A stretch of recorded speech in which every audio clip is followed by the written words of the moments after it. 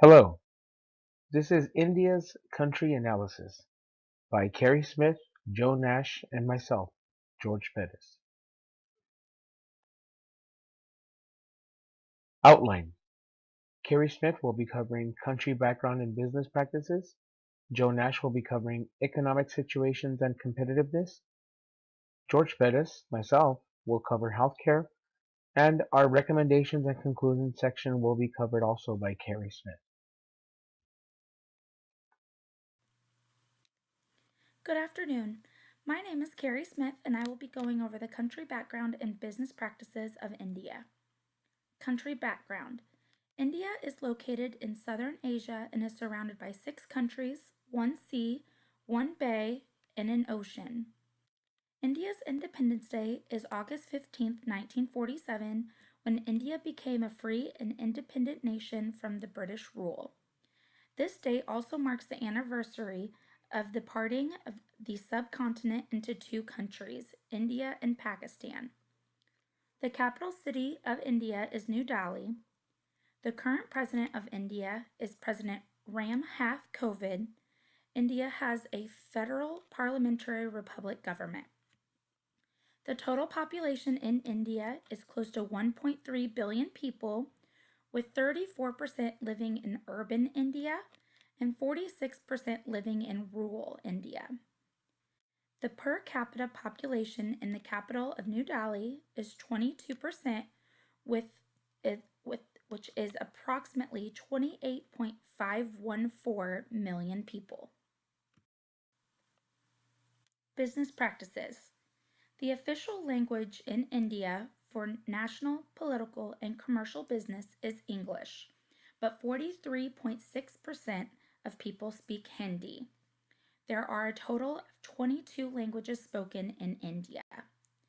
The literacy rate for all of India is 71.2% for people over the age of 15 years old. The literacy rate for males is 81.3% and is 60.6% for females. The country time zone in India is India Standard Time, which is the Coordinated Universal Time plus 5.5 hours. This means that India is 10.5 hours ahead of Central Standard Time in the United States. The work schedule for workers in India is no more than 48 hours a week and no more than 9 hours a day. India has many labor laws in place for work hours and overtime. Of the industries in India, 47% are agriculture, 22% are industry, and 31% are services. The current exchange rate is 65.17 Indian rupees per $1. Next, Joe Nash will go over the economic situations in India. Good afternoon. My name is Joe Nash, and I'm here to talk about the economic situation and the competitiveness for the country of India. India's economic situation. The country's GDP is $3.47 trillion with a per capita of $7,200 per person.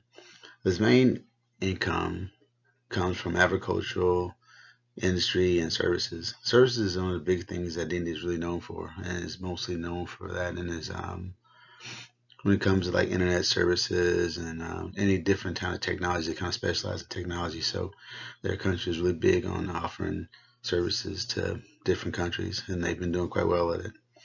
As far as imports, they import 452.2 billion dollars imports with crude oil, precious stones, machinery, chemicals, fertilizer, plastic, iron, and steel as their main things they import.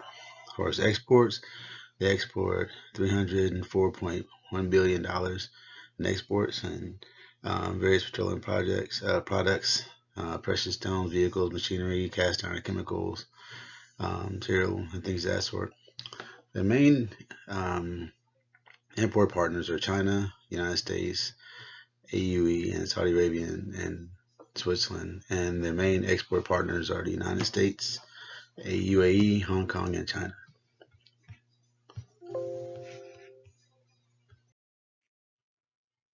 when it comes to competitiveness, as far as education, 71.2% of the total population is educated, and that's ranging from 15-year-old and up. Unemployment in the country is kind of high. It's at 10.1% of total population.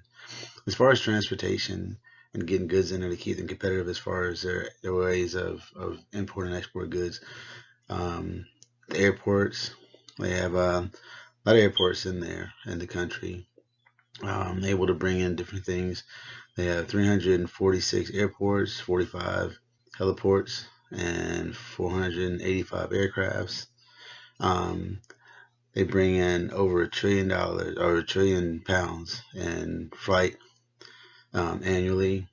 As far as railroads and roads, it takes up a good portion of the country, the countryside, and and they have 7 major waterways which they bring ports in.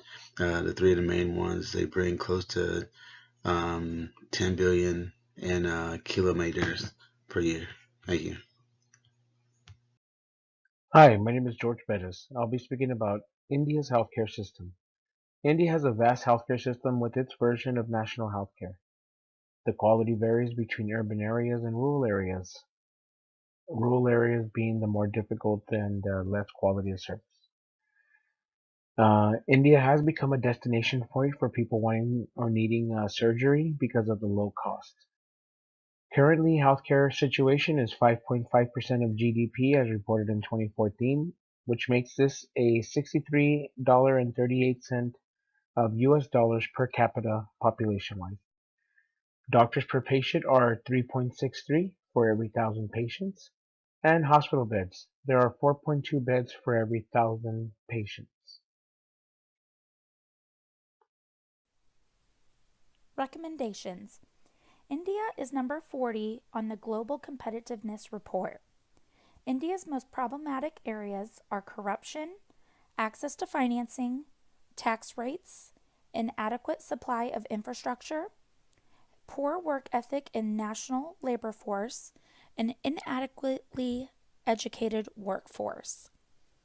2 problematic areas that should be addressed is the poor work ethic in national labor force and inadequately educated workforce.